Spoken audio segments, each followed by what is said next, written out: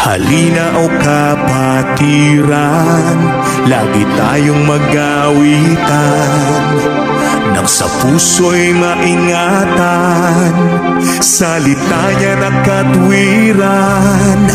Sa awiting naririnig, aral ng Diyos na may himig, paalalang nakatitig, upang tayo'y huwag manlamig.